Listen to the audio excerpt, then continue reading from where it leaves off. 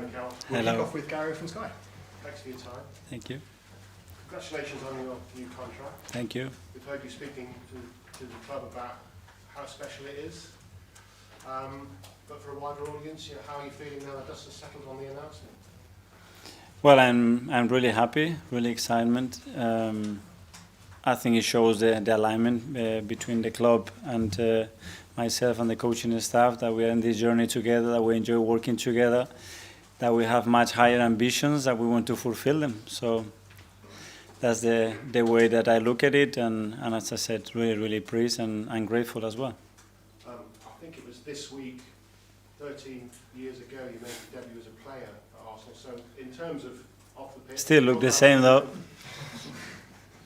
You've aged very well. Yeah. But it's been a lucky 13 because I guess you wouldn't want to be anywhere else at the moment. No, I couldn't think about a better place to be, to develop my career as a player, to experience such an amazing football club, the people that I met, the experiences that I had, and now as a manager, that has been something fun, beyond and better than what I ever dreamed about, probably.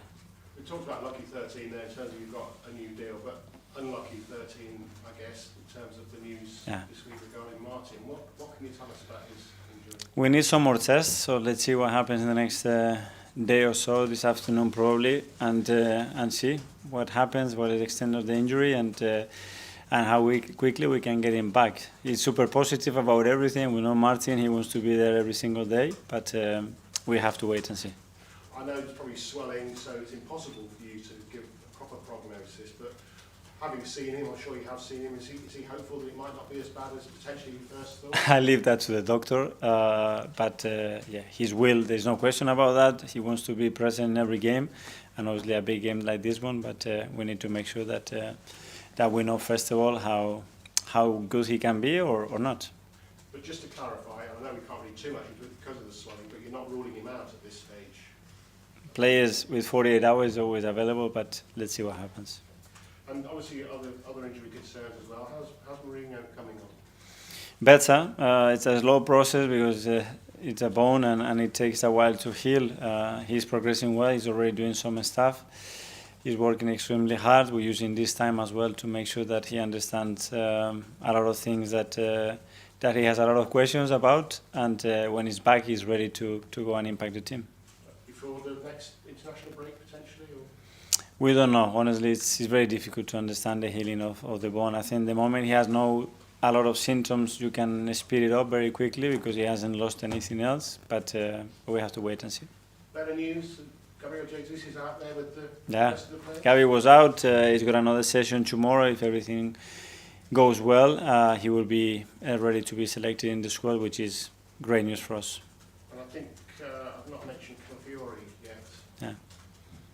Any news on him? Yeah, it's another one that we have to wait another day or so, yeah. All right. And what about Raheem? Obviously, he's had a chance to train with you a little while now. Would it be too early to give him a start against? He looks great. First of all, because he's got a big smile on his face, a lot of energy. He's at it, and he wants to prove a point. And when someone's got that in his belly, you sense it straight away. And obviously, I don't need to discover anything about his quality and what he can bring to the team. So that's a yes then? Yeah.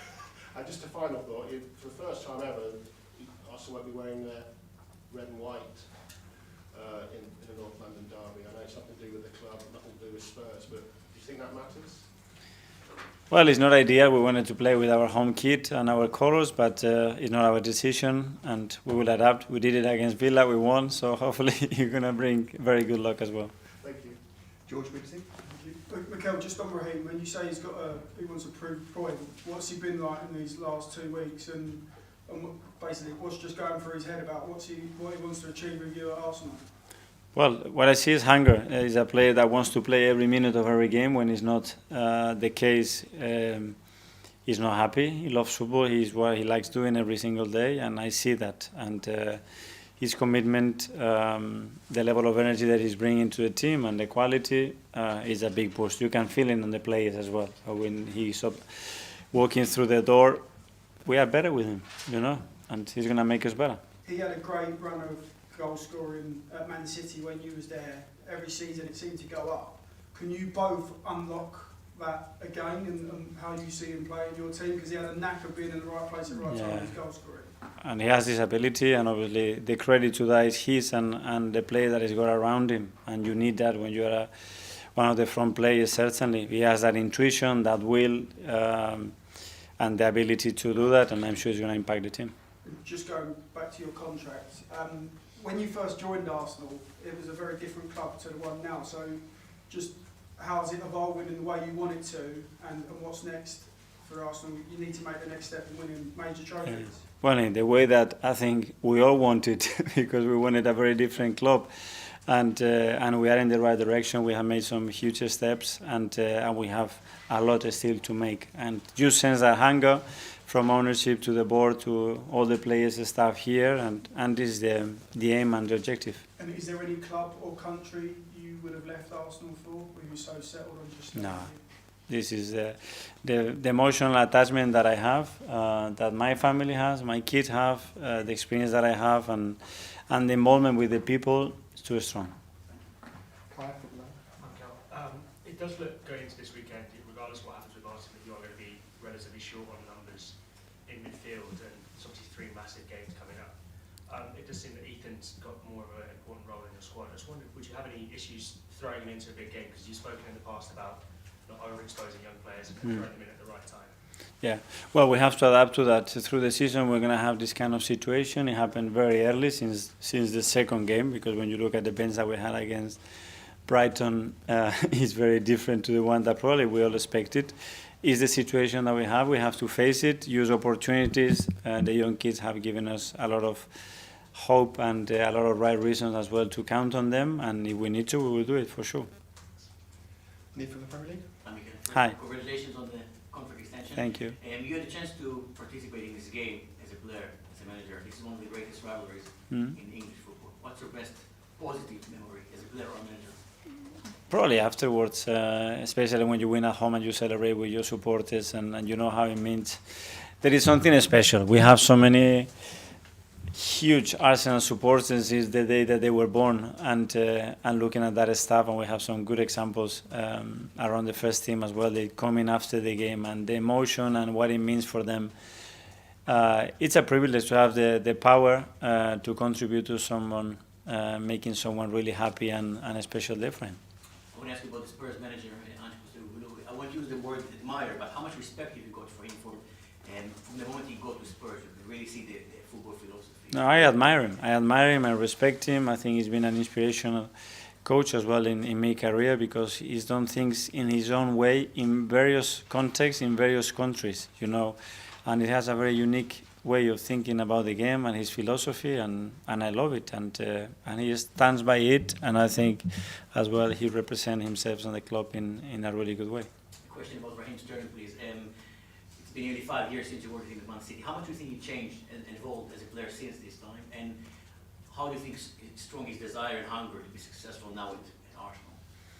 Yeah, a lot. Obviously, in his personal life, a lot of things have changed since the moment that we were together.